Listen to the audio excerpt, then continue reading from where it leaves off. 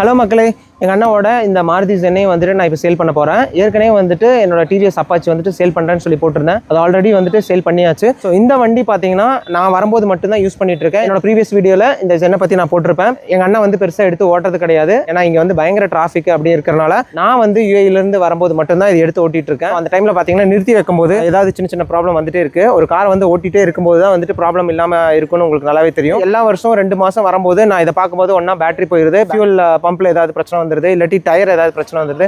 So அதனால வந்துட்டு இந்த காரை வந்து கொடுத்துடலாம் அப்படின்னு சொல்லிட்டு இருக்கேன். நான் லாஸ்ட் வீடியோவில் சொல்லியிருந்தேன், என்ன காண்டாக்ட் பண்ணுறதுக்கு வந்து இன்ஸ்டாகிராமில் மெசேஜ் பண்ணுங்க, நான் உங்களுக்கு காண்டாக்ட் நம்பர் அனுப்பிச்சு கொடுக்குறேன், என்னோட வண்டி வந்து பார்க்கலாம் அப்படின்னு சொல்லியிருந்தேன். ஸோ நிறைய பேர் வந்துட்டு எனக்கு இன்ஸ்டாகிராமில் மெசேஜ் பண்ணியிருந்தீங்க. என்னோட பைக் வந்து சோல்ட் ஆயிருச்சு, அது யார்கிட்ட சோல்ட் பண்ண அப்படிங்கிற வீடியோ வந்துட்டு நான் நெக்ஸ்ட் உங்களுக்கு அப்லோட் பண்ணுறேன். இந்த காருக்கு வந்துட்டு நான் கோட் பண்ணுறது பார்த்தீங்கன்னா 90,000 நெகோசியபிள் தான். நீங்கள் காரை வந்து பார்த்துட்டு அதுக்கப்புறம் பிடிச்சிருந்தா எடுத்தால் போதும். இந்த காரில் பார்த்தீங்கன்னா நான் வரும்போது தான் வந்து புதுசாக சீட் கவர் மாற்றிருக்கு. அதுக்கப்புறம் வந்துட்டு பேட்டரி வந்துட்டு புதுசாக மாற்றிருக்கோம். 5 years வாரண்டி இருக்கு. உள்ள வந்து சின்ன சின்ன வேலையெல்லாம் பண்ணிருக்கு. அது இல்லாம வந்துட்டு வண்டியில சின்ன சின்ன வேலைகள்லாம் இருக்கு, வந்து நீங்க தான் வந்து பண்ற மாதிரி இருக்கும். அதுக்கப்புறம் பாத்தீங்கன்னா இந்த வண்டி வந்து போன வருஷம், அதாவது 2024 வந்துட்டு எஃப்சி பண்ணிருக்கு. வந்து ஒரு பிரச்சனையுமே கிடையாது.